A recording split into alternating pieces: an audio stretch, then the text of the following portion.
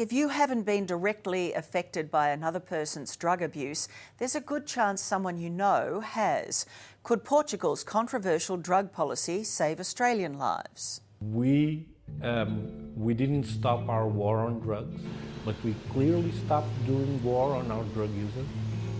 And that's one of the things I think our law works. Were you a heroin addict? Yes, and cocaine addict too. Every drugs in the world, I took everything. We decided to risk it, but we knew that we had to do it well at the first attempt, you know? Here in Europe, Portugal is a tiny country that took a huge risk. Back in the 80s and 90s, when drug overdose deaths were soaring, officials here were forced to take action. What they did was bold and seen around the world as controversial. But did it work? Take a look. This is Mario, a dad, a husband and a former heroin addict. Change. Yeah. I have my life, you know. I have my room, my wife, my job. I wake up every morning good. I don't need to go do something wrong. He joins the lineup for free methadone treatment at vans around Lisbon. No. Yeah, you are. This is the daily delivery of one drug that replaces another. But this is the drug that's saving lives. Would you agree that without this you may be not... Yes. You might not be alive? No. If I don't have this, maybe I was die years ago. Yeah, indeed. Because drugs destroy us. And in the offices of Nuno Capaz, the Dissuasion Commission, where for drug users, court hearings are swapped for counselling sessions.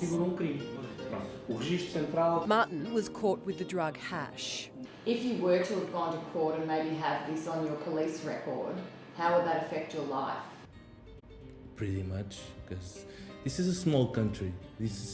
Lisbon is small. If I want to get a job and I have that on my record, I probably in the most of the jobs I won't get it. This all might seem like soft justice, but the statistics coming out of Portugal are astounding. This is how the drug overdose death rate in Portugal has changed. 360 a year and now 27. Those numbers again. 360 deaths a year have been reduced to 27.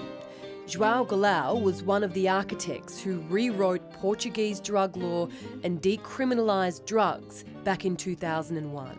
Did you have a lot of opposition when you were trying to formulate and sell this policy?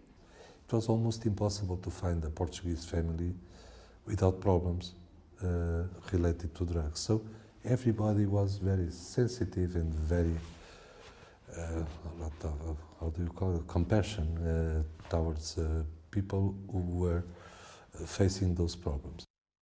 Australians are ready for this.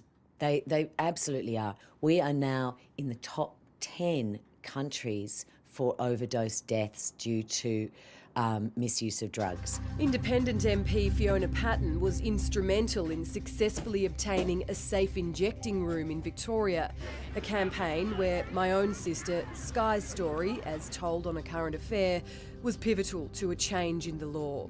Fiona Patten was also part of an Australian delegation to Europe which studied the Portuguese model of total decriminalisation of drugs. It would absolutely work in Australia. We already are at that point where we recognise we need to treat drugs as a health issue, not a criminal one. Today, Australia's drug hotspots drew similar scenes to the bad old days in Casal Ventoso, Portugal. Drug peddling and using was in full public view. But the comparison to Portugal now is dramatic. This is the neighbourhood of Casal Ventoso now, a place that was once crawling with drug addicts and dealers buying and selling in these streets. It's pretty clean now and a good example of Lisbon's recovery. Despite that though, health officials here will be the first to tell you their policy isn't perfect. Decriminalisation is not the silver bullet for for it. Okay? This is not magic. Portuguese police used to oppose decriminalisation, but these days they say they're fully behind it. They say community support services, like methadone vans, are instrumental to the policy's success. In general, humans tend to resist change, but when the police realised that the main objective was to help, they changed their opinion. Police want to arrest as many traffickers as they can, but also realise that the customers needed help and they're not the criminals. Portugal still frowns upon drug use, but the war this country wages is not on the drug user, but the drug peddler. And there's another draw card to decriminalisation too: money. We spend way less money now than we used to when it was considered a criminal offence. And the chances of success are, of course, much higher than jail.